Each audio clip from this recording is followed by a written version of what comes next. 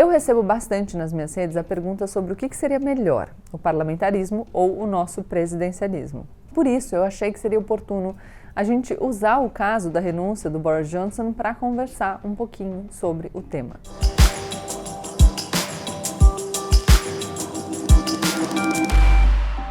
Oi, gente! Como eu sempre digo, a partir de agora, menos emoção e mais razão. Aproveita, se inscreve no canal, deixa o seu like e compartilha esse vídeo com seus amigos. Não sei se vocês viram, vocês devem ser vistos porque vocês são muito politizados. Mas lá na Inglaterra, o primeiro-ministro Boris Johnson renunciou. Gente, que pronúncia, hein? Nossa! Renunciou ao cargo no dia 7 de julho. Faz algum tempo, eu sei, mas segura aí que vai ser bom o vídeo. Os ingleses agora vão ter um novo chefe de governo. Sim, chefe de governo, porque chefe de Estado eles já têm. É a Rainha Elizabeth II. Betinha está lá firme e forte desde 1952 e comemorou esse ano o jubileu de platina do seu reinado. Eu desejo a todos vocês a saúde de Betinha, porque, viu, babado. A renúncia do Boris Johnson foi quase uma surpresa, porque se tem um político que já fez de tudo para cair e nada tirava ele de lá, é o Bolsonaro. Desculpa, o Boris Johnson. Ele deu festas no meio da quarentena na pandemia. Ele foi investigado por isso e teve que pagar multas. Ele cometia gafes o tempo todo. Nossa, meu Deus, que semelhança!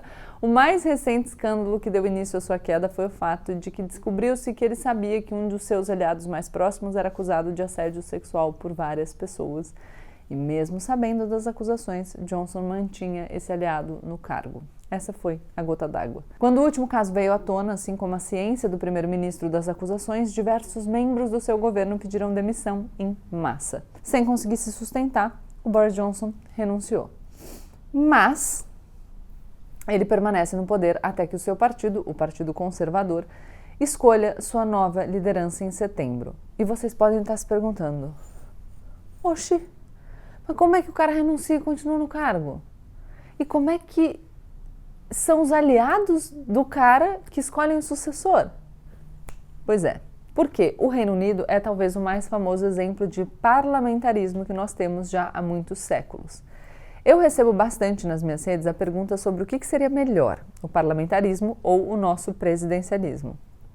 Por isso, eu achei que seria oportuno a gente usar o caso da renúncia do Boris Johnson para conversar um pouquinho sobre o tema. Normalmente, essa discussão sobre se o parlamentarismo seria o melhor sistema político ou se seria o presidencialismo surge no Brasil ou quando não se gosta do presidente e por isso se quer controlá-lo, ou quando o poder executivo e o poder legislativo estão tão desconectados que o presidente não consegue estabelecer a sua pauta. O nosso regime aqui no Brasil, vocês sabem, é o presidencialismo. Já já a gente fala mais sobre ele. Mas vamos pensar um pouquinho nesse tal de parlamentarismo? O que faz ele especial? Bom, vocês lembram que nós já conversamos aqui no canal e quem leu o meu livro Política é para Todos ou fez o Manual da Política Racional já está craque nesse assunto. A gente já falou sobre a existência de 3 poderes que formam o nosso governo, certo? Legislativo, Executivo e Judiciário. No presidencialismo, eles são bem divididinhos, independentes, mas no parlamentarismo, o poder executivo deriva do poder legislativo. Como assim?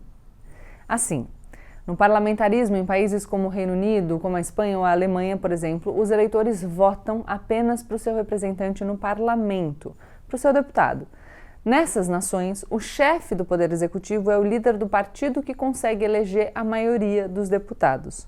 No caso do Reino Unido, hoje, esse é o Partido Conservador. O Boris Johnson é o primeiro-ministro até setembro, porque o partido dele detém a maioria das cadeiras no parlamento britânico. Como o partido dele, o Conservador, vai continuar tendo a maioria das cadeiras até pelo menos as próximas eleições gerais, o novo primeiro-ministro vai ser escolhido entre eles. O cara ou a mulher que conseguir se eleger dentro do partido como liderança vai se tornar primeira-ministra ou primeiro-ministro. Os últimos 2 primeiros ministros do Reino Unido antes do Johnson foram a Theresa May e o David Cameron, também conservadores.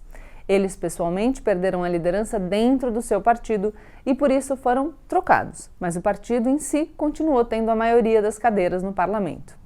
Em geral, os parlamentos são governos de maioria, ou seja, um determinado partido consegue sozinho a maior parte dos assentos da casa, como no Reino Unido, ou faz coalizões com outros partidos para obter apoio da maioria do parlamento, como aconteceu recentemente na Alemanha.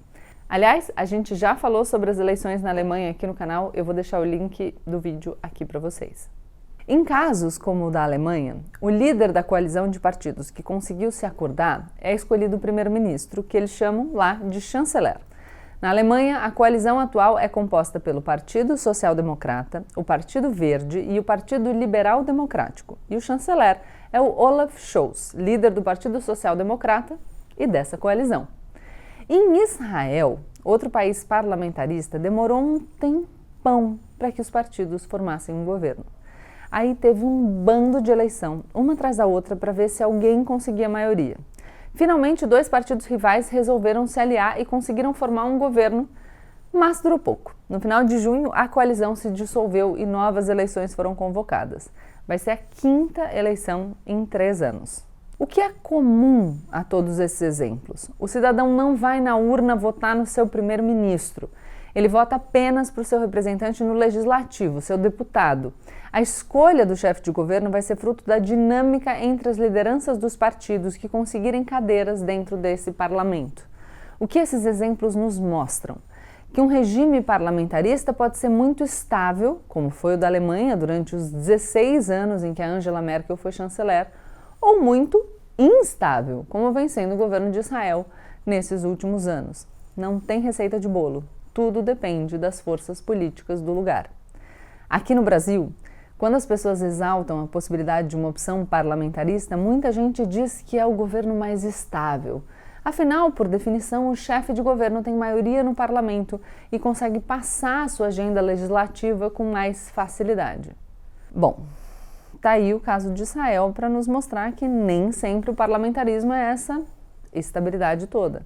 A França, depois do final da Segunda Guerra Mundial, teve um período parlamentarista, que eles chamam de Quarta República, no qual eles tiveram 22 governos em 12 anos. Teve primeiro-ministro que durou só alguns dias no poder. Digamos que não teve muita estabilidade e harmonia ali também não. Já no presidencialismo, que é o nosso regime político aqui no Brasil, o poder legislativo e o executivo são independentes. O presidente é escolhido em eleições gerais autônomas em relação às eleições para o parlamento, o nosso Congresso Nacional. Ou seja, os eleitores votam tanto para presidente quanto para os seus representantes na Câmara e no Senado em votações separadas, que podem ocorrer no mesmo dia, como vai acontecer por aqui no dia 2 de outubro. Essa independência significa que Câmara e Senado não têm obrigação nenhuma em relação ao presidente. O trabalho do Poder Legislativo, além de legislar, é fiscalizar os outros poderes. Eles não são subordinados um ao outro e faz parte do jogo que eles discordem. Essa divisão foi criada para que nenhum poder tenha mais força que o outro, criando um equilíbrio que tem como objetivo impedir o aparecimento do autoritarismo. Com isso, é muito comum que o presidente, o chefe do Poder Executivo, seja de um partido e a maioria do Congresso Nacional seja da oposição. Aí fica realmente difícil para o presidente passar uma legislação sem negociar bem direitinho. Só que essa negociação faz parte. É como o sistema foi desenhado. Ninguém com poder demais. A gente não elege o presidente para que ele possa fazer de tudo. Elege o presidente, mas elege também os deputados e os senadores. Todos eles para defenderem os nossos interesses. Eles que conversem e que se entendam. Deveriam conversar e se entender a partir de interesses republicanos, é claro. Mas aí a gente precisa conversar sobre a perversão do sistema, e não sobre o sistema em si. O nosso sistema presidencialista foi positivado com a Constituição de 1988, mas ele existe no Brasil desde 1891. A Constituição de 88 previu que em 1993 fosse realizado um plebiscito para conferir com a população se esse era mesmo o sistema de governo que ela desejava. E foi. O presidencialismo ganhou o plebiscito com folga. A galera que defende o parlamentarismo avalia que o modelo é melhor para a resolução de crises, sem gerar maiores instabilidades ao regime político como um todo. Daria para fazer um recall do chefe de governo, como está acontecendo agora no Reino Unido, sem bagunçar todo o coreto, como acontece no caso de um impeachment do presidente, por exemplo. Mas como a gente já viu, parlamentarismo não é sinônimo de estabilidade, longe disso. É aquele famoso tudo depende. Não existe consenso sobre qual é o melhor sistema de governo. Cada país tem a sua história e sua configuração política. Os dois sistemas têm vantagens e desvantagens. O sistema presidencialista garante maior autonomia e controle entre os poderes. Caso haja um presidente irresponsável ou autoritário, o parlamento pode impedir que ele avance projetos de lei, que aprove seus orçamentos ou, em casos extremos, pode até mesmo proceder com um impeachment. Ou o presidente pode conseguir cooptar o Congresso por meio de emendas do relator e nada disso acontecer. Depende, como vocês podem ver, de muita coisa. No sistema presidencialista é comum que presidentes nem sempre tenham maiorias no parlamento para aprovar suas leis e precisem conquistar votos no legislativo para conseguir governabilidade. E às vezes eles não conseguem. Essas são as chamadas crises de governabilidade.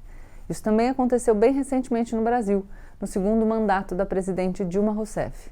A falta de governabilidade levou a um impeachment que ainda é uma ferida muito doída na nossa política e que muitos qualificam como um golpe.